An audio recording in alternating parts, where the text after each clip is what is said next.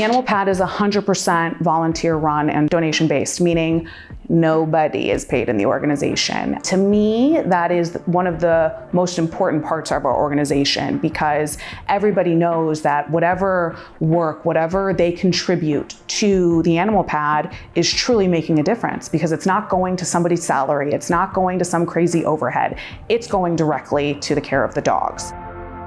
So I'm Stephanie Nissan, founder of the Animal Pad. My whole life I've been an animal lover, and I always knew that I would do something in the animal space. When I adopted my dog from Craigslist, of all places, which we tell people not to do, I had seen an ad for this dog. This was 2007.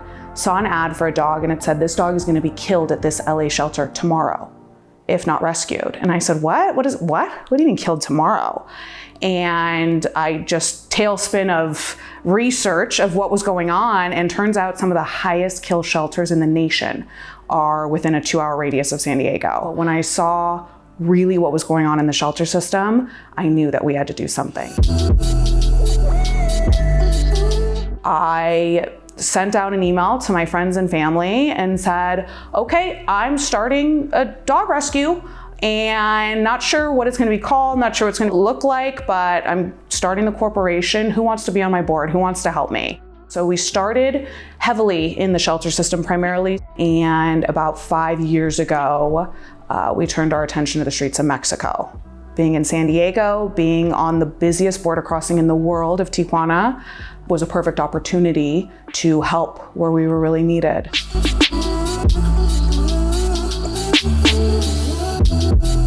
We, a lot of the times, are just going down in the van ourselves and pick up the dogs.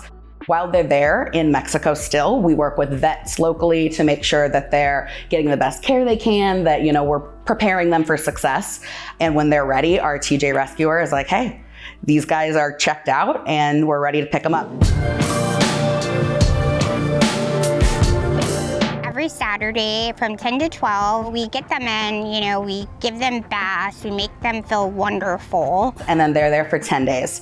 And that's a quarantine period where we can get to know more about the dog, we can get to know more about their personality, their health. The main things that we do here is we're feeding, we're medicating, and we're socializing with all of the dogs.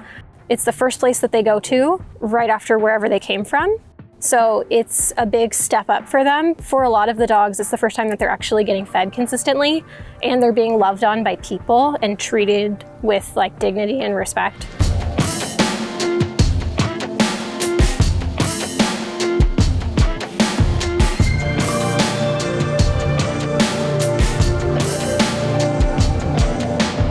So with the Animal Pad, there are different ways you can get involved. You can either foster a dog, you can foster to adopt a dog, or you can adopt a dog. Fostering is usually if you're just looking to foster, you don't have an intention of adopting it.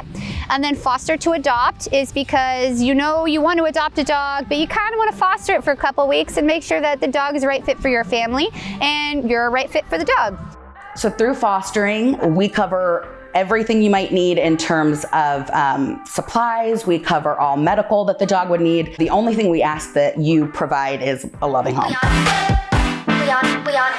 So while you're fostering the dog, the Animal Pad has great communication. They are constantly checking in on you, seeing if you need anything. Really, we can see how they're going to act, what kind of home they need, and then we have people spending one-on-one time with them, which can happen at the kennel, but having them in a foster home just sets us up for one more stepping stone kind of towards their adoption, and just knowing what kind of home is going to be perfect for them.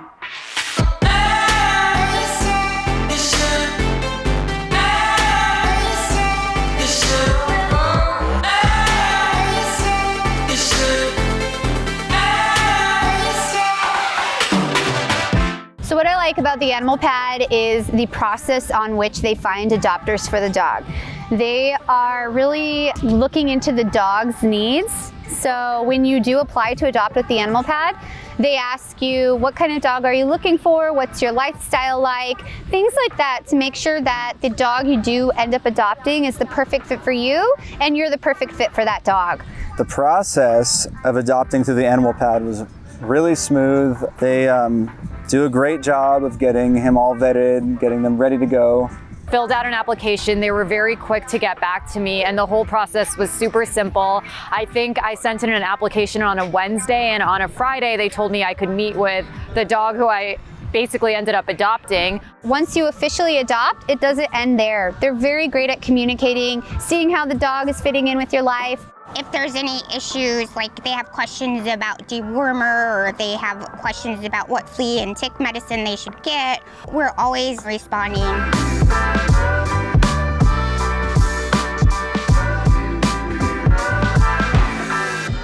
We really don't discriminate at TAP. We will take any breed, any age. It doesn't matter what the dog comes looking like to us, as long as we can help the dog. Everyone that you see dedicating their time we're here because we love the dogs, genuinely.